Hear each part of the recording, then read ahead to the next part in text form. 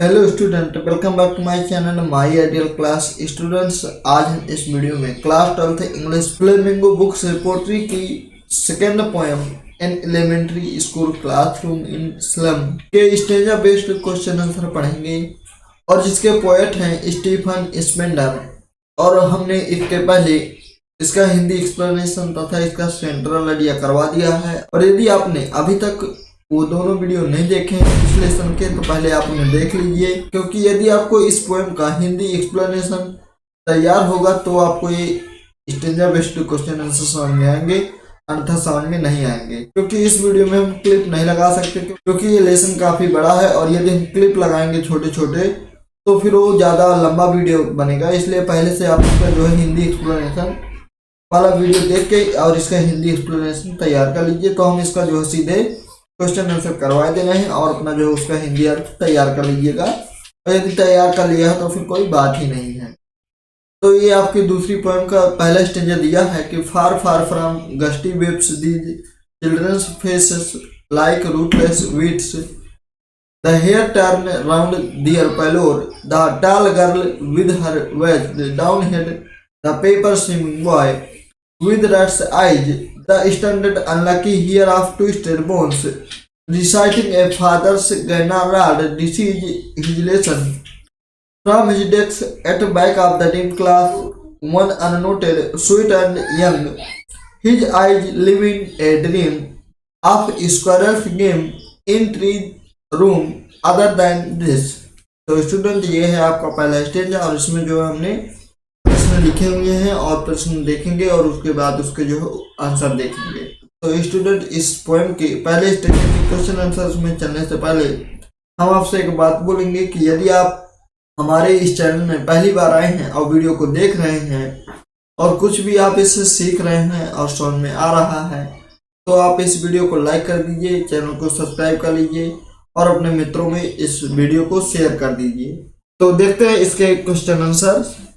और इस स्टेंजा का पहला क्वेश्चन है, who is the poet of this stanza, यानी कि इस स्टेंजा के पोएट कौन है। तो आपको पता है कि इस स्टेंजा के पोएट स्टीफन स्पेंडर हैं।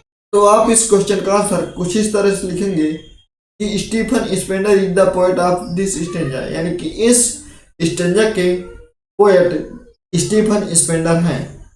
और इसका दूसरा क्वेश्चन है कि who has the rats eyes, यानी कि चूहे की जैसी आंखें किसकी थी। तो आपने यदि हिंदी अर्थ इसका तैयार किया होगा तो आपको पता होगा कि इस पैसेज में किसकी जो है चूहे की जैसी आंखें थी। तो जो लड़का था द पेपर स्विमिंग बॉय, जो पेपर की तरह का पतला दिखाई दे रहा था, उसकी आंखें जो है चूहे की जैसी थी। तो इसका आंसर आप इस तरह लिखेंगे कि the paper swimming boy has the rats eyes, यानी कि पेपर स्विमिंग बॉय यानी जो पतला कागज की तरह का दिखाई देने वाला लड़का था, हैज द रैट्स आइज, उसकी आंखें जो है चूहे की जैसी थी। तो स्टूडेंट्स, हमें उम्मीद है कि आपको इन दोनों क्वेश्चन के आंसर काफी सिंपल और सरल लगे होंगे। और इस स्टेंजा का तीसरा क्वेश्चन है कि where was the school of the children, यानी कि स्कूल कहाँ बना हुआ था। तो आपने पढ़ा है कि जो स्कूल था वो जो है एक गंदगी में बना हुआ था। तो इसका आंसर आप इस तरह लिखेंगे कि the school of the children was in a slum, यानी कि बच्चों का स्कूल एक गंदगी में बना हुआ था, यानी झोपड़पट्टी में बना हुआ था। और इसका चौथा क्वेश्चन है कि why had the tall girl weighted down her head, यानी कि जो लंबी लड़की थी वो अपने सिर के वजन को नीचे किए हुए क्यों बैठी हुई थी। तो जो लंबी लड़की थी वो अपना सिर का भार इसलिए नीचे किए हुए बैठी थी क्योंकि वो जो है काफी बीमार थी और उसे जो है पर्याप्त रूप से भोजन नहीं मिलता था। तो इस क्वेश्चन का आंसर आप इस तरह लिखेंगे कि the tall girl had weighted down her head, यानी कि वो अपने सिर का वजन किए हुए बैठी थी बिकॉज क्योंकि she was ill and excited, यानी कि वह बीमार थी और थकी हुई थी। एक्साइटेड मीन्स होता है थका होना। तो इन चारों क्वेश्चनों के आंसर आप देख लीजिए अच्छी तरह से और हमें उम्मीद है कि आपको समझ में आए होंगे। और आपको ये रटना नहीं है, आप एक बार या 2 बार प्रैक्टिस कीजिए या फिर इस वीडियो को 1-2 बार देखिए तो आपको ये आने लगेंगे। और ये 4 क्वेश्चन तो हम एक स्टेंजा में करवा दे रहे हैं। और यदि आपके पास कोई दूसरी बुक हो, दूसरी क्वेश्चन बैंक हो, यदि उनमें इसी स्टेंजा के कोई दूसरे क्वेश्चन दिए हो तो आप उनसे भी देख के अपना कर सकते हैं, तैयार कर सकते हैं। तो स्टूडेंट, ये आपके पहले स्टेंजा के 4 क्वेश्चन हो गए और 4 क्वेश्चनों के आंसर हो गए। अब हम जल्दी से स्टेंजा नंबर 2 की ओर चलते हैं। और स्टेंजा नंबर 2 की तरफ जाने से पहले हम आपसे एक बात बोलेंगे कि यदि आप हमारे इस चैनल में पहली बार आए हैं तो आप हमारे इस चैनल को सब्सक्राइब कर लीजिए, बेल आइकन प्रेस कर लीजिए और अपने मित्रों में इस वीडियो को शेयर कर दीजिए, वीडियो को लाइक कर दीजिए। और एक बात और बोलेंगे स्टूडेंट कि यदि आप इस वीडियो को देख रहे हैं तो एक भी स्किप ना कीजिए, क्योंकि यदि आप स्किप कर देंगे तो आपको ये समझ में नहीं आएंगे और फिर बाद में आप जो है देख के ही रह जाएंगे, कोई फायदा ना मिलेगा आपको देखने से। इसलिए आप इस वीडियो को स्किप ना कीजिए, यानी भगा भगा के ना देखिए, एक तरफ से देखते चलिए। तो जल्दी से हम इसका दूसरा स्टेंजा देख लेते हैं और फिर उसके बाद जो उसके क्वेश्चन आंसर देखेंगे।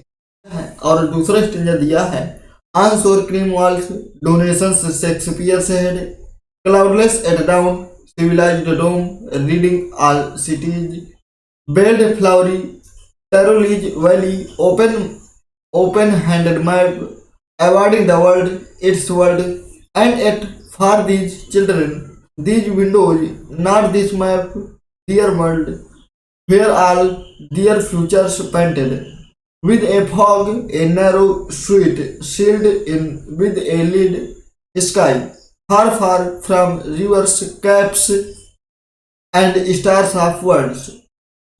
तो स्टूडेंट, हम इसका भी हिंदी अर्थ नहीं बताएंगे, क्योंकि यदि हिंदी अर्थ बताएंगे या फिर क्लिप लगाएंगे तो वीडियो काफ़ी लंबा बन जाएगा। तो हम जल्दी से इसके जो है क्वेश्चन आंसर देख लेते हैं और हमें उम्मीद है कि आपने इसका जो है हिंदी अर्थ तैयार कर लिया होगा पहले ही, और नहीं तैयार किया है तो आप तैयार कर लीजिएगा। और आपकी इस दूसरी पोएम का हिंदी एक्सप्लेनेशन का वीडियो पहले ही इस चैनल पे अपलोड हो चुका है, तो आप जो है वहाँ से देख लीजिएगा। तो हम जल्दी से जो है इसके क्वेश्चन आंसर देख लेते हैं। और इस स्टेंजा का पहला क्वेश्चन दिया है कि what is the name of the poem from this stanza has been taken, यानी कि इस पोएम का क्या नाम है जिसे यह स्टेंजा लिया गया है। What is the name of the poem, यानी इस पोएम का क्या नाम है। From this stanza has been taken, यानी कि यह स्टेंजा जिसे लिया गया है। तो आपको पता है कि इस पोएम का नाम है an elementary school classroom in a slum. तो हम इसका आंसर इस तरह लिखेंगे कि the name of the poem is an elementary school classroom in a slum, यानी कि इस पोएम का नाम an elementary school classroom in a slum है।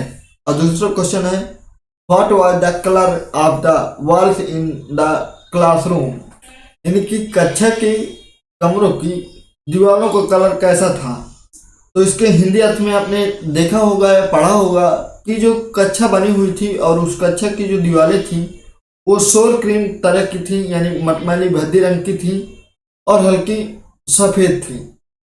तो इसका आंसर आप इस तरह लिखेंगे कि the walls of the classroom were sour cream means off white, यानी कि जो क्लासरूम की दीवारें थी, the walls of the classroom यानी कि कक्ष रूम की जो दीवारें थी, where sour cream means off white, यानी कि मटमैले भद्दे रंग की थी, यानी कि सफेद कलर की थी। और इसका तीसरा क्वेश्चन दिया है, what was painted with a fog, यानी कि कोहरे की तरह का क्या दिखाई दे रहा था। तो आपने इसके हिंदी अर्थ में पढ़ा है कि जो उस क्लासरूम में पढ़ने वाले बच्चे थे, उन बच्चों का जो भविष्य था वो जो है फॉग की तरह धुंधला दिखाई दे रहा था। तो इस क्वेश्चन का आंसर आप इस तरह लिखेंगे, the future of these children were painted with a fog, यानी कि उन बच्चों का भविष्य फॉग की तरह धुंधला दिखाई दे रहा था, यानी कोहरे की तरह धुंधला दिखाई दे रहा था। और इस स्टेंजा का अंतिम क्वेश्चन है, what was the world of these children, यानी कि उन बच्चों का संसार कैसा था। तो उन बच्चों का संसार जो है गंदगी से भरा हुआ था और उनका जो खिड़कियां लगी हुई थी उनके कॉलेज में, वही जो उनके पूरा संसार थी और वो अंधेरे में रह रहे थे। तो बस यही उनका जो संसार था। तो इसका आंसर आप इस तरह लिखेंगे कि the dark and the dull school room, यानी कि वो अंधेरा और गंदगी से भरा हुआ कक्षा, एंड द विंडोज और जो खिड़कियां थी, were the world of the children, उन बच्चों का भविष्य थी। यानी कि उन बच्चों के संसार वो अंधेरा था और गंदगी से भरा हुआ वो कक्षा थी और वो खिड़कियां थी जो स्कूल में लगी हुई थी। तो स्टूडेंट ये आपके इस तरह से 2 स्टेंजाओं के क्वेश्चन आंसर हो गए। और अब हम चलते हैं स्टेंजा नंबर 3 पर। और स्टेंजा नंबर 3 पर चलने से पहले फिर से हम वही बात आपसे बोलेंगे कि यदि आपने अभी तक इस वीडियो को लाइक नहीं किया है तो वीडियो को लाइक कर दीजिए, चैनल को सब्सक्राइब कर लीजिए और अपने मित्रों में इस वीडियो को अवश्य शेयर कर दीजिए। और ये तीसरा स्टेंजा है कि suddenly Shakespeare is wicked the map a bad example with ships and sun and love tempting them to steal her lips that slowly turn in their cramped holes from fog to endless night on their slag heap. These children wear skins peeped through by bones, a spectacles of steel with mended glass like bottle beads and stones. All of their time and space are foggy slum. So blot their maps with slums as big as doom. तो student हमें उम्मीद है कि आपने इसका हिंदी अर्थ पहले ही तैयार कर लिया होगा और यदि नहीं किया है तो आप तैयार कर लीजिए। तो अब हम इस स्टेंजा के क्वेश्चन आंसर देख लेते हैं। और इसका पहला क्वेश्चन है कि who is the poet of this stanza, यानी कि इस स्टेंजा के पोएट का क्या नाम है। तो ये क्वेश्चन आपके दूसरे स्टेंजा का ही है और इसका आंसर भी वही होगा।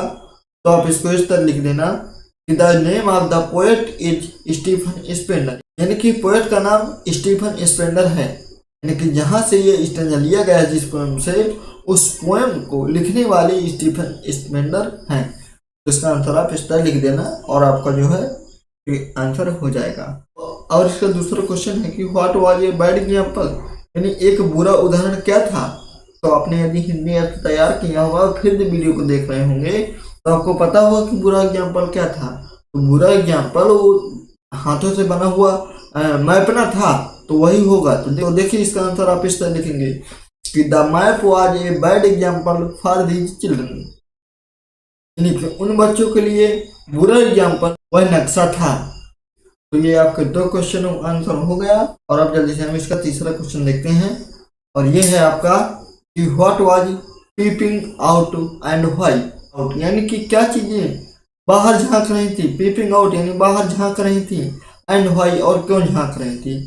तो आपने इसके हिंदी अर्थ में पढ़ा है कि जो लड़के थे वो ऐसी चमड़े पहने हुए थे कि जिनमें चमड़ा तो चढ़ा हुआ था लेकिन उनकी पतली पतली जो हड्डियां थी वे बाहर दिखाई दे रही थी। तो इस क्वेश्चन का आंसर आप इस तरह लिखेंगे कि the bones of these childrens, यानी उन बच्चों की हड्डियां वेयर पीपिंग आउट, यानी वे बाहर झांक रही थी। यानी कि जो बच्चे थे उन बच्चों की हड्डियां बाहर झांक रही थी। बिकॉज क्योंकि these children were very weak, क्योंकि ये बच्चे काफी कमजोर थे, एंड हंग्री और भूखे रहते थे, इसलिए उनकी जो हड्डियां थी उस चमड़े से बाहर झांक रही थी। तो इसका आंसर आप इस तरह लिख देंगे। और इस स्टेंजा का अंतिम क्वेश्चन है which figure of speech is used in the last lines, यानी कि क्वेश्चन हमारा कहता है कि इस स्टेंजा की अंतिम लाइन में कौन सा फिगर ऑफ स्पीच प्रयोग किया गया है। और फिगर ऑफ स्पीच आपने पढ़ा होगा कक्षा 11वीं में, और यदि नहीं पढ़ा है तो हम आपको बड़ा बड़ा बता दे रहे हैं कि आपके कोर्स में 7 फिगर ऑफ स्पीच हैं और उन 7 में से एक क्वेश्चन निश्चित आता है और इन्हीं 7 फिगर ऑफ स्पीच में से इसका एक आंसर होने वाला है। तो स्टूडेंट इसकी अंतिम लाइन देख लेते हैं। और अंतिम लाइन है आपकी so blot their maps with slums as big as doom. तो यदि आपको पता होगा कि फिगर ऑफ स्पीच कैसे होते हैं, क्या होते हैं, तो आपको इसका आंसर आ गया होगा। यानी कि इस लाइन में कौन सा फिगर ऑफ स्पीच है ये आपको पता चल गया होगा। तो एज का प्रयोग हुआ है इस लाइन में, तो इसलिए आपका इस लाइन में सिमिल अलंकार है, इसलिए आपका आंसर होगा सिमिल फिगर ऑफ स्पीच।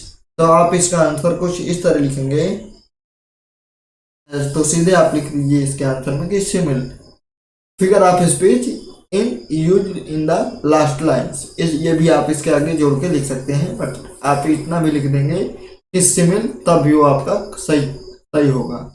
तो इस तरह से आपके 3 स्टेंजाओं के क्वेश्चन आंसर पूरे हुए और तीनों स्टेंजाओं में 4 क्वेश्चन लगे हुए हैं और ये चारों क्वेश्चनों में से 3-3 क्वेश्चन आपके पेपर में आ सकते हैं, क्योंकि एक स्टेंजा आएगा पेपर में आपके और उनमें 3 क्वेश्चन लगे होंगे और उसी स्टेंजा से आपको तीनों क्वेश्चनों के आंसर ढूंढ के लिखना है। और एक क्वेश्चन तो आपको यही बन के आएगा कि इस स्टेंजा के पोएट का नाम लिखिए या फिर पोएम का नाम लिखिए। तो आपके 2 क्वेश्चन जो है, 2 क्वेश्चनों में से एक क्वेश्चन आपका ये भी पूछ सकता है कि इस स्टेंजा में या फिर इस लाइन में कौन सा फिगर ऑफ स्पीच यूज किया गया है। इसलिए आप जो फिगर ऑफ स्पीच भी यूज तैयार कर लीजिए। आपका एक स्टेंजा और बचा हुआ तो हम उसको भी जल्दी से करवा दे रहे हैं। तो स्टूडेंट, इसका जो अंतिम स्टेंजा है वो है आपका चौथा। तो हम चलते हैं इसके चौथे स्टेंजा पे। और चौथे स्टेंजा में चलने से पहले हम आपसे एक बात बोलेंगे कि यदि आप हमारे इस चैनल में पहली बार आए हैं तो आप हमारे इस चैनल को सब्सक्राइब कर लीजिए, बेल आइकन प्रेस कर लीजिए और अपने मित्रों में इस वीडियो को शेयर कर दीजिए। और आपका चौथा स्टेंजा है कि unless governor inspector visitor this map becomes their window and these windows that shut upon their lips like catacombs brick o brick open till they break the down and show the children to green fields and make their world run azure on gold sands and let their language run naked into books the white and green leaves open history their whose language in the sun। तो ये आपका stanza number 14 है और हमें उम्मीद है कि आपको इसका हिंदी अर्थ आता होगा।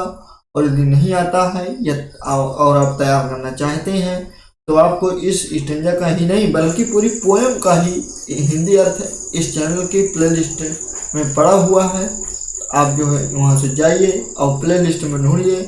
आपकी क्लास 12 पोट्री के नाम से एक प्लेलिस्ट बनी होगी और उसी प्लेलिस्ट में आपको उन सारी वीडियो आपको मिल जाएंगे। इसी पोएम का ही नहीं बल्कि 6 के 6 पोएमों के वीडियो आपके बना के हमने डाल दिए हैं, यानी कि सेंट्रल आइडिया और हिंदी अर्थ उसको पहले से ही कंप्लीट करा दिए हैं हमने। और इनके स्टेंजा बेस्ड क्वेश्चन आंसर और बचे हुए थे जैसा कि हमने पहले बताया था। तो आपके ये करवा देंगे तो पोट्री आपकी कंप्लीट हो जाएगी। तो हम जल्दी से इसके भी क्वेश्चन आंसर देख लेते हैं। और इस स्टेंजा का पहला क्वेश्चन दिया है कि what is the name of the poem from this stanza has been taken, यानी कि इस पोएम का क्या नाम है जिससे यह स्टेंजा लिया गया है। तो ये क्वेश्चन आपके शायद पहले स्टेंजा का या फिर दूसरे स्टेंजा का है और वही आंसर होगा इसका। तो इसका आंसर आप इस तरह लिख दीजिएगा कि the name of the poem is, यानी कि इस पोएम का नाम है an elementary school classroom in a slum. तो आपका ये आंसर हो जाएगा। और इसका दूसरा क्वेश्चन दिया है कि what does the poet appeal to broke, यानी कि पोएट ने क्या तोड़ने की अपील की है। तो पोएट ने स्लम तोड़ने की अपील की थी ना, यानी कि जो झोपड़पट्टियां बनी हुई थी उस गंदगी में उनको तोड़ने की अपील की थी ना। तो इसका आंसर आप इस तरह लिखेंगे कि the poet appeals to broke the slum, यानी कि जो पोएट है वो जो है स्लम यानी कि उन झोपड़पट्टियों को तोड़ने की अपील की है इन लाइनों में। तो इस स्टेज में 2 क्वेश्चन और हैं तो हम उनको भी जल्दी से देख लेते हैं। और ये तीसरा क्वेश्चन है और तीसरे क्वेश्चन ये दिया है कि हु विल कम, यानी कि कौन आएंगी। तो कौन वहाँ पे कौन आया था आपने देखा है अभी इस स्टेज में और हिंदी अर्थ में भी देखा होगा आपने कि गवर्नर आएंगे, इंस्पेक्टर आएंगे, विजिटर आएंगे। तो बस वही लोग तो आए थे वहाँ पे। तो इसका आंसर आप इस तरह लिखेंगे कि the governor inspector and visitor will come. तो इसका आंसर हो जाएगा आपका कि the governor inspector and visitor will come, यानी कि जब तक ये 3-4 लोग न आ जाए जब तक जो इनकी झोपड़ियों को तोड़ते रहिए।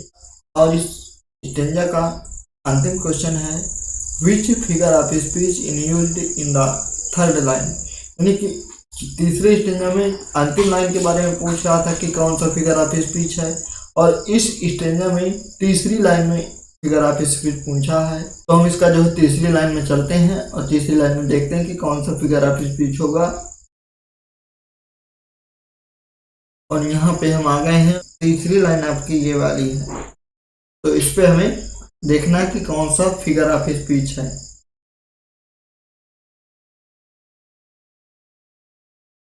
That shut upon their lips like catacombs, यानी कि लाइक शब्द प्रयोग हुआ है इस लाइन में। तो साधारण सी बात है कि सिमिल अलंकार होगा। अब सिमिल क्यों है ये आपने कक्षा 11वीं में पढ़ा होगा और यदि नहीं पढ़ा है तो आप जो है पहले अलंकार तैयार कर लीजिए, तो आपको ये अलंकार वाली जितने भी क्वेश्चन आ रहे हैं ये आपको आ जाएंगे।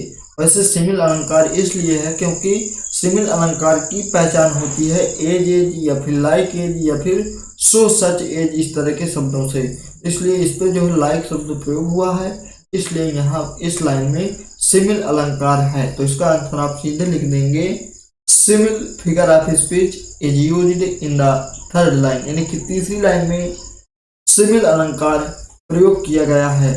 या फिर आप डायरेक्ट लिख सकते हैं सिमिल, हमने मात्र सिमिल ही लिखा है। और यदि आप इसके आगे बढ़ाना चाहें तो figure of speech in used in the third line ये लिख सकते हैं आप। तो इस तरह से आपकी इस सेकंड पोएम के 4 स्टेंजाओं के सारे के सारे स्टेंजा बेस्ड क्वेश्चन आंसर हो गए, और हमें उम्मीद है कि आपको ये चारों स्टेंजा यानी कि ये पूरी पोएम के स्टेंजा बेस्ड क्वेश्चन आंसर समझ में आए होंगे। और यदि अभी भी आपको समझ में नहीं आए हैं तो आप इस वीडियो को शुरू से अंत तक फिर से देख लीजिए, और यदि फिर भी नहीं आए तो आप हमसे कमेंट करके पूछ लीजिए।